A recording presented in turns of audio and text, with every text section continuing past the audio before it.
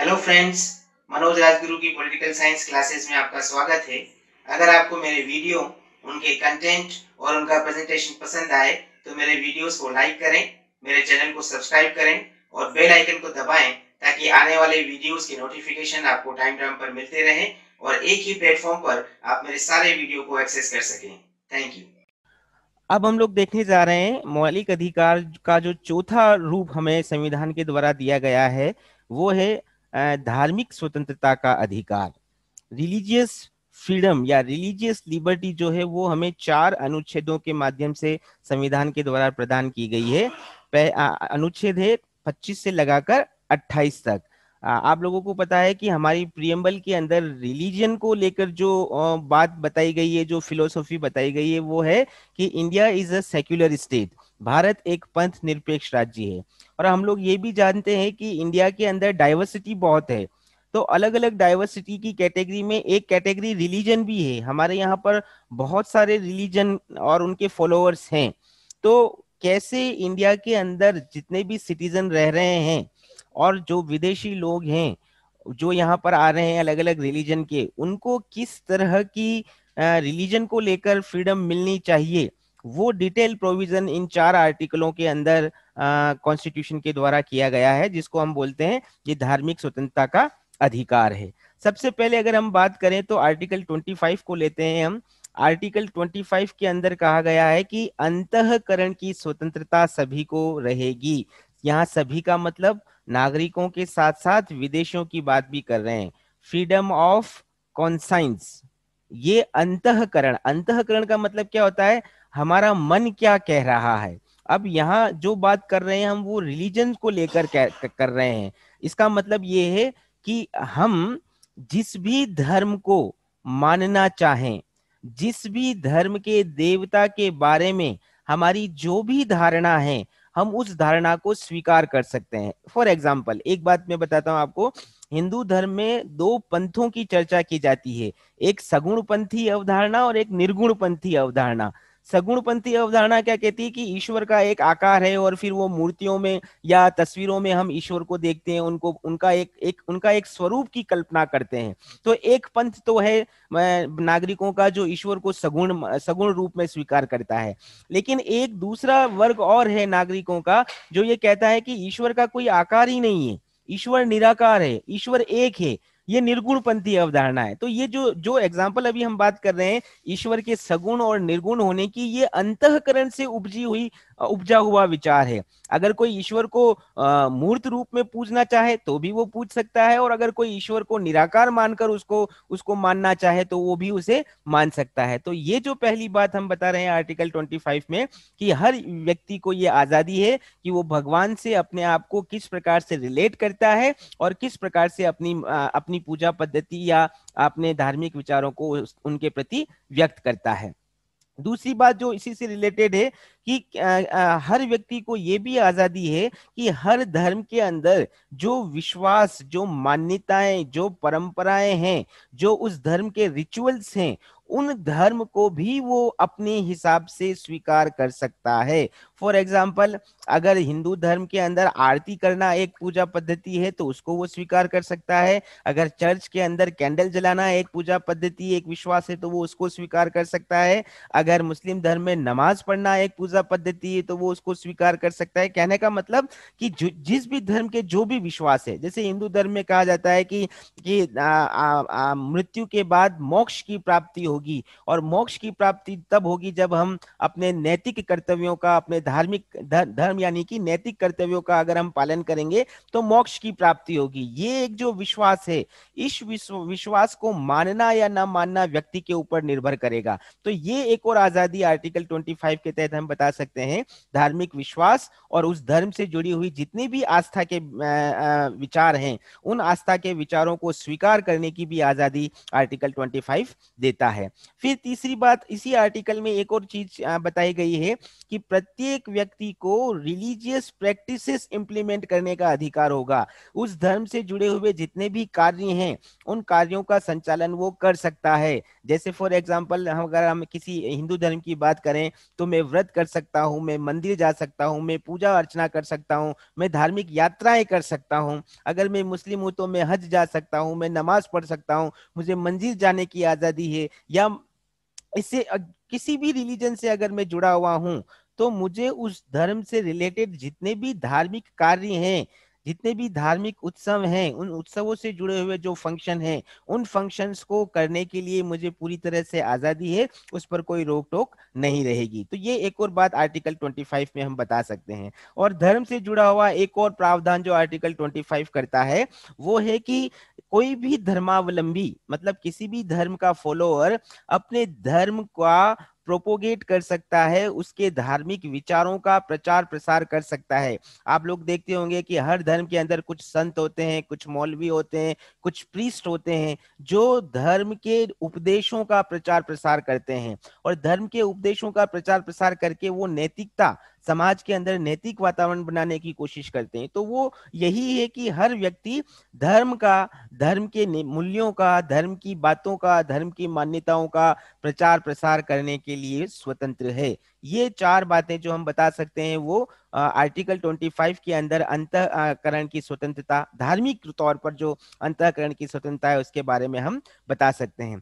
आप लोगों को पता है कि अभी जब हम स्वतंत्रता का अधिकार पढ़ रहे थे तब हमने एक बात कही थी कि शांतिपूर्ण तरीके से बिना शस्त्र लिए सम्मेलन करने की आजादी का अधिकार हमको आर्टिकल 19 के अंदर दिया गया है। तो वहां पर हमने एक चीज डिस्कस की थी कि हमारे यहाँ पर जो सिख धर्म के धर्मावलंबी हैं वो अपने पास एक कटार जिसको कृपाण कहा जाता है वो रख सकते हैं। क्यों रख सकते हैं? क्योंकि अब वो यहाँ पर हम आर्टिकल 25 में देख सकते हैं। आर्टिकल 25 धार्मिक रूप से व्यक्ति को स्वतंत्रता प्रदान कर रहा है। तो ये सिख धर्म की एक मान्यता है कि वो उनके जो आवश्यक तत्व हैं उनमें कृपाण भी आता है, तो एक छोटी सी कटार वो धार्मिक प्रतीक के रूप में अपने पास रख सकते हैं।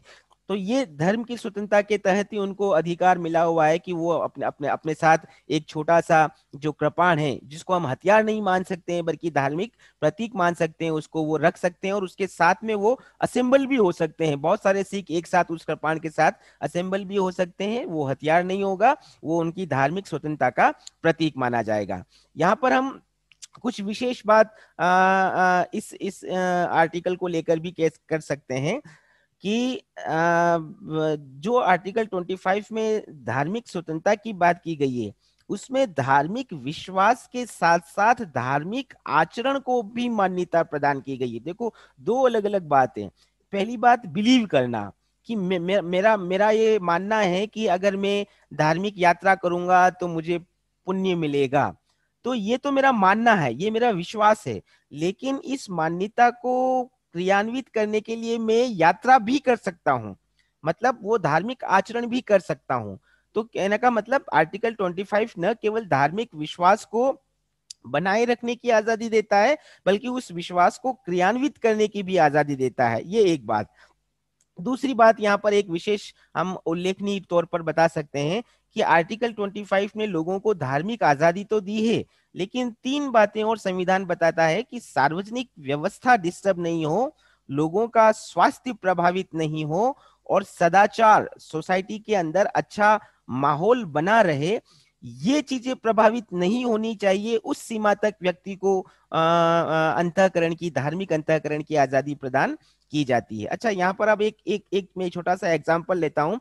आप लोगों को पता है कि जैन धर्म के अंदर एक व्यवस्था है जिसको संथारा कहा जाता है। संथारा का मतलब आप अच्छी तरह से समझते हैं कि इसके अंदर एक आयु के बाद एक व्यक्ति अगर चाहे तो मोक्ष की प्राप्ति के लिए अन्न जल का त्याग कर सकता है। और जब वो ऐसा करता है तो उसका निर्वाण, मतलब अगर हम अपने सरल शब्दों में कहें तो वो मृत्यु की ओर प्राप्त होता है। तो ये उसका उसके उसके स्वास्थ्य के प्रति उसका गलत एटीट्यूड कुछ लोगों के द्वारा इंगित किया जाता है।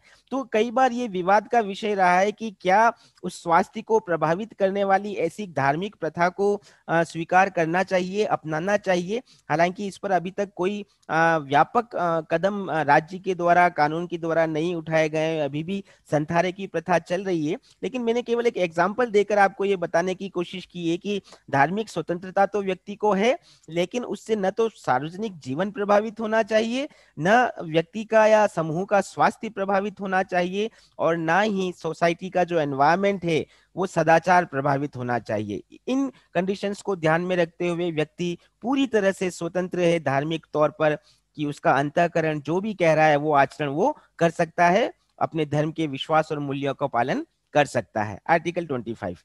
अब हम बात करते हैं आर्टिकल 26 की। आर्टिकल 26 सभी धर्म, भारत के अंदर जैसे अभी हमने कहा रिलीजियस डाइवर्सिटी है, बहुत सारे धर्म हैं, धर्म के अंदर भी बहुत सारे पंथ हैं। फॉर एग्जाम्पल अगर हम जैन में बात करें तो दिगंबर है, श्वेतांबर है। अगर हम क्रिश्चियन में बात करें तो कैथोलिक है, प्रोटेस्टेंट है। अगर हम मुस्लिम में बात करें तो शिया है, सुन्नी है। हिंदुओं में बात करें तो मोटे तौर पर हम शैव है, वैष्णव है।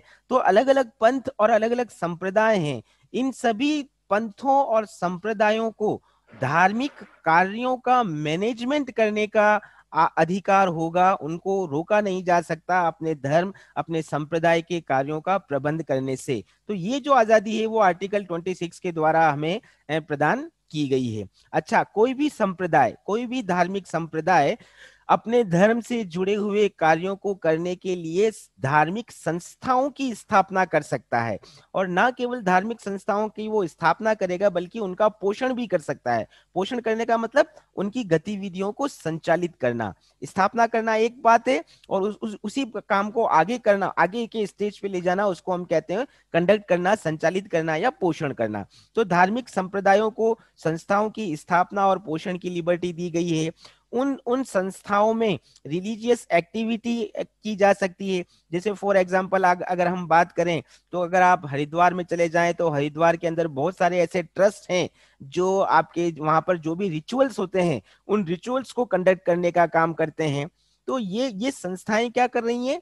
धार्मिक कार्यों को संपादित करने का काम कर रही है, और ये करने के लिए आजादी उनको किसने दी है? कॉन्स्टिट्यूशन के द्वारा दी गई है। यहां तक कि धर्म के नाम पर या संप्रदाय के द्वारा अगर कोई संस्थाएं स्थापित की गई है तो उन संस्थाओं को चल और अचल संपत्ति अर्जित करने का भी अधिकार है। फॉर एग्जाम्पल हम बता सकते हैं कि अगर आप हमारे यहाँ पर सांवरिया जी, एकलिंग जी चले जाएं या सांवरिया जी चले जाएं, तो वहां की उनकी अपनी एक ट्रस्ट है, और ट्रस्ट की अपनी संपत्ति है कि ये ट्रस्ट का गेस्ट हाउस है, ये ट्रस्ट का भोजनालय है, ये ट्रस्ट का गार्डन है। तो धर्म के नाम पर इस प्रकार की चल और अचल संपत्तियां अर्जित भी की जा सकती है, और ट्रस्ट के नाम पर उनको उनको स्वामित्व भी प्रदान किया जा सकता है। और इन ट्रस्टों का उद्देश्य क्या होता है? इन संस्थाओं का उद्देश्य क्या है?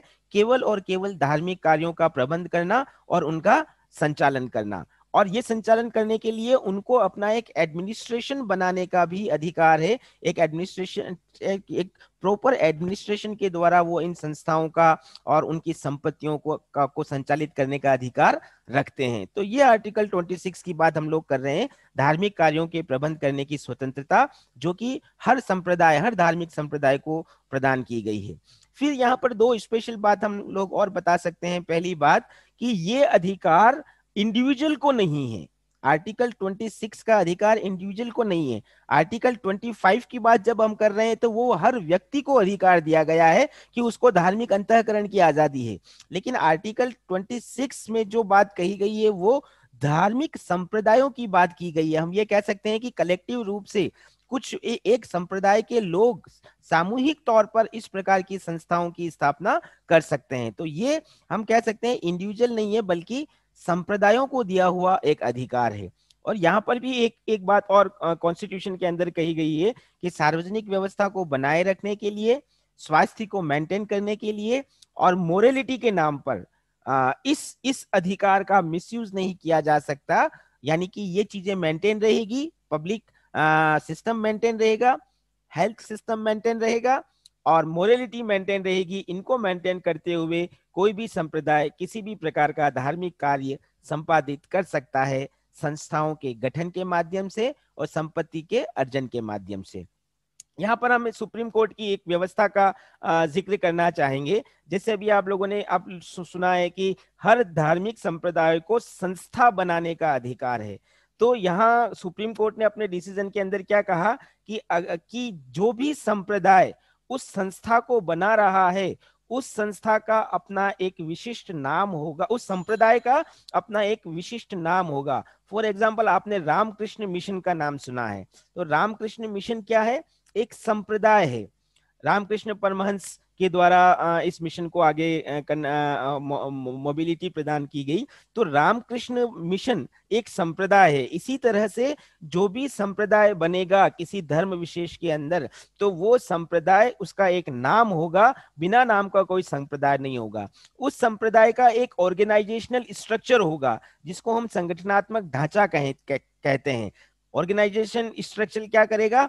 उस संगठन को, उस संस्था को या उस संप्रदाय को पहचान देगा, उसके अलग अलग कार्यों को क्रियान्वित करने का काम करेगा। तो ये दूसरी बात जो सुप्रीम कोर्ट के द्वारा की गई है। और तीसरी बात, इस संप्रदाय के अंदर जितने व्यक्ति होंगे उनका विश्वास धर्म के नाम पर आत्मिक संतुष्टि प्राप्त करना होगा। यानी कि ये संप्रदाय क्यों बनाया जा रहा है? क्योंकि हम पर्टिकुलर इस संप्रदाय के से रिलेटेड जो धार्मिक मान्यताएं हैं, उन्हीं मान्यताओं को आगे बढ़ाने का काम करेंगे। तो इस उद्देश्य से ये संप्रदाय गठित हुआ है और वो अपनी गतिविधियों को संचालित कर रहा है। तो ये तीन बातें जो सुप्रीम कोर्ट ने अपने डिसीजन के अंदर बताई हैं, इन तीन बातों के आधार पर और आर्टिकल 26 के आधार पर हम ये बता सकते हैं कि हर इंडिया के अंदर हर धार्मिक संप्रदाय को धार्मिक कार्यों के प्रबंध की आजादी आर्टिकल 26 के द्वारा दी गई है। अब हम बात करते हैं आर्टिकल 27। आर्टिकल 27 देखिए, एक और धर्म से जुड़ा हुआ प्रावधान है। वो है धर्म की अभिवृद्धि के लिए टैक्सेस में छूट। आपको पता है कि गवर्नमेंट का जो रेवेन्यू जनरेट करने का तरीका है वो उसका मोड है टैक्सेस। अलग अलग प्रकार के टैक्स, सेंट्रल लेवल पर सेंट्रल गवर्नमेंट, स्टेट लेवल पर स्टेट गवर्नमेंट टैक्स लगाती है और उस टैक्स को जनता से वसूल करती है अलग अलग फील्ड के अंदर। और जो टैक्स के माध्यम से जो पैसा आ रहा है, उसी पैसे को स्टेट वापस अलग अलग फील्ड के अंदर, अलग अलग एरियाज के अंदर खर्च करती है। तो ये स्टेट की इनकम और एक्सपेंडिचर का सोर्स है टैक्स, कर के रूप में वो पैसा प्राप्त करती है और फिर राज्य के कार्यों को संचालित करने के लिए उस पैसे को वो खर्च भी करती है। लेकिन यहाँ पर अब हम क्या बात कर रहे हैं? आर्टिकल 27 ये कह रहा है कि धर्म के कार्यों, अभिवृद्धि का मतलब इंक्रीज करना, रिलीजियस फंक्शंस को इंप्लीमेंट करना या किसी रिलीजन को प्रमोट करने के लिए करों को लेकर, टैक्सेस को लेकर क्या प्रावधान किया गया है, वो बात आर्टिकल 27 कह रहा है। आर्टिकल 27 के अंदर जो सबसे महत्वपूर्ण बात है वो ये कि राज्य के द्वारा वसूला जाने वाला टैक्स किसी भी धर्म विशेष के पोषण में खर्च नहीं होगा। यहाँ आप ध्यान रखना मेरी लैंग्वेज पर, राज्य जो भी टैक्सेस वसूल कर रहा है, उस टैक्स की वसूली के आधार पर एकत्रित राशि का प्रयोग किसी धर्म विशेष के पोषण या उसकी अभिवृद्धि के लिए उपयोग में नहीं लाया जाएगा।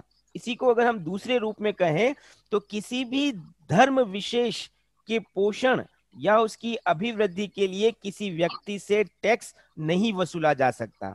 धर्म के नाम पर, पर्टिकुलर किसी रिलीजन के नाम पर किसी व्यक्ति से टैक्स नहीं वसूला जाएगा। ये बात हम आर्टिकल 27 के अंदर बात कर रहे हैं। और जब ये प्रावधान कॉन्स्टिट्यूशन ने किया है तो हम क्या बता सकते हैं इसका फीचर, कि ये हमारी धर्मनिरपेक्षता का सूचक है। आप लोगों ने पढ़ा था पंथ निरपेक्षता के मतलब के अंदर कि राज्य के लिए सभी धर्म समान होंगे, राज्य सभी धर्मों को समान संरक्षण प्रदान करेगा। तो ये जो पंथ निरपेक्षता का कॉन्सेप्ट है उसी को मेंटेन करने के लिए ये बात की गई है कि जब सभी धर्म समान है तो राज्य किसी एक धर्म विशेष पर टैक्सेस की राशि को खर्च नहीं करेगा। ये धर्मनिरपेक्षता की बात जो आर्टिकल 27 से रिफ्लेक्ट होती है। और इसीलिए हम लोग यहाँ पर कह रहे हैं कि ये जो प्रावधान है वो सभी धर्मों के को समानता का व्यवहार, सभी धर्मों के प्रति राज्य का समानता का व्यवहार करने का पक्ष हमारे सामने प्रस्तुत करता है, या यूं कह सकते हैं कि राज्य को किसी एक धर्म विशेष का पक्ष लेने से रोकता है आर्टिकल 27। ये एक और प्रावधान। फिर जब हम लोग ये कह रहे हैं कि आर्टिकल 27 किसी एक धर्म विशेष पर टैक्सेस को यूज करने से रोकता है, इसका मतलब एक धर्म विशेष की बात कर रहे हैं। लेकिन अगर स्टेट चाहे धार्मिक कार्यों पर व्यय करना तो वो सभी धर्मों पर, सभी धर्मों के लिए समान रूप से टैक्सेस को यूज में ले सकता है। ये प्रावधान भी हम आर्टिकल 27 के अंदर बता सकते हैं। फिर नेक्स्ट एक अगली बात यहाँ पर और आर्टिकल 27 के अंदर कही गई है कि ये हम बात कर रहे हैं टैक्सेस की, हम फीस की बात नहीं कर रहे हैं। देखिए दो शब्द अलग अलग है, टैक्स अलग होता है और फीस अलग होता है। तो टैक्सेस को किसी पर्टिकुलर रिलीजन के लिए टैक्सेस तो वसूल नहीं किया जा सकता है, लेकिन उस पर्टिकुलर रिलीजन के लिए उससे रिलेटेड अथॉरिटी या इंस्टीट्यूशन फीस चार्ज कर सकते हैं। जैसे आप एग्जाम्पल के तौर पर बात करें, किसी प्रतिष्ठित मंदिर में जाएं तो वहां मंदिर के अंदर आपको हो सकता है कुछ रसीद शुल्क पे करना पड़े, है ना। उस मंदिर के हो सकता है दर्शन के लिए शुल्क पे करना पड़े, या हो सकता है वहां पर जो कुछ और फैसिलिटीज हैं उन फैसिलिटीज को यूज करने के लिए आपको चार्जेस देना पड़े, शुल्क देना पड़े। तो शुल्क किसी पर्टिकुलर रिलीजन के द्वारा या किसी रिलीजन के लिए वसूल किया जा सकता है, टैक्सेस वसूल नहीं किया जा सकता। और शुल्क की आवश्यकता क्यों रहती है? तो हम कहते हैं कि उस रिलीजन के, जैसे आप लोग अगर हम बात करें कि किसी बड़े मंदिर के अंदर जाएं और अगर वहां पर आपको लंबे दर्शन के लिए लंबा इंतजार करना पड़े तो उनके अपने गेस्ट हाउस होते हैं। तो गेस्ट हाउस को मैनेज करने के लिए, वहां की व्यवस्थाओं को सुचारू रूप से चलाने के लिए वो कुछ चार्जेस वहां पर लगा सकते हैं। हो सकता है कि आपको वहां पर एक बहुत रियायती दरों पर भोजन भी उपलब्ध हो जाए, तो वो भोजन के लिए आपसे एक मिनिमम चार्ज वसूल कर सकते हैं। तो ये शुल्क व्यवस्था को सुचारू रूप से चलाने के लिए इम्प्लीमेंट किए जाते हैं या चार्ज किए जाते हैं। तो इस प्रकार के शुल्क वैलिड हैं, लेकिन टैक्सेस किसी पर्टिकुलर धर्म के लिए वैलिड नहीं है आर्टिकल 27 के द्वारा। तो ये एक और आर्टिकल जो धर्म से जुड़ा हुआ, धार्मिक स्वतंत्रता से जुड़ा हुआ। इसी कैटेगरी के अंदर जब हम आखिरी आर्टिकल की बात करते हैं धार्मिक स्वतंत्रता के तहत, तो वो आता है आर्टिकल 28। और आर्टिकल 28 रिलीजियस एजुकेशन से जुड़ा हुआ है। किसी भी शिक्षण संस्था के अंदर धार्मिक शिक्षा पर रोक लगाई जाएगी। ये किसी भी शिक्षण संस्था का मतलब क्या है, उसको आर्टिकल 28 के अंदर डिफाइन किया गया है। तो यहां पर हम बात कर रहे हैं, आर्टिकल 28 ये कह रहा है कि शिक्षण संस्थाओं में रिलीजियस एजुकेशन नहीं होगी, उसको रोका, उस पर रोक लगाई गई है इस अनुच्छेद के द्वारा। तो अब जब हम शिक्षण संस्थाओं की बात कर रहे हैं तो उन शिक्षण संस्थाओं को 4 कैटेगरी के अंदर इसी कॉन्स्टिट्यूशन के अंदर डिफाइन किया गया है। 4 प्रकार की शिक्षण संस्थाएं, और इन्हीं चारों प्रकार की शिक्षण संस्थाओं में रिलीजियस एजुकेशन देने से रिलेटेड अलग अलग प्रोविजंस हम यहाँ पर देख सकते हैं। जैसे पहली बात, ऐसी शिक्षण संस्थाएं जिसको राज्य ने रिकॉग्नाइज्ड किया है, मतलब स्टेट जिनको मान्यता प्रदान कर रहा है और स्टेट ही जिनको फाइनेंशियल असिस्टेंस दे रहा है, मतलब राज्य के द्वारा मान्यता प्राप्त शिक्षण संस्थाएं और राज्य के द्वारा वित्त पोषित वित्त शिक्षण संस्थाएं, ऐसी शिक्षण संस्थाएं पहली कैटेगरी की शिक्षण संस्थाएं होंगी। दूसरी कैटेगरी की शिक्षण संस्थाएं कौन सी होगी कि जिन शिक्षण एजुकेशन इंस्टीट्यूट को कोई ट्रस्ट, जो रिलीजन से जुड़ी हुई ट्रस्ट है, वो इस्टेब्लिश कर रही है, लेकिन उसका एडमिनिस्ट्रेशन किसी स्टेट के द्वारा किया जा रहा है, तो ये दूसरी कैटेगरी की एजुकेशनल इंस्टीट्यूट हुए। पहले के अंदर सारा काम कौन कर रहा है? स्टेट। इस्टेब्लिश भी वही कर रही है, एडमिनिस्ट्रेशन भी वही कर रही है, फाइनेंशियल अरेंजमेंट भी स्टेट कर रहा है। दूसरे के अंदर क्या हो रहा है कि किसी एजुकेशनल इंस्टीट्यूट को इस्टेब्लिश तो ट्रस्ट के द्वारा किया जा रहा है, लेकिन उसका एडमिनिस्ट्रेशन स्टेट के द्वारा किया जा रहा है।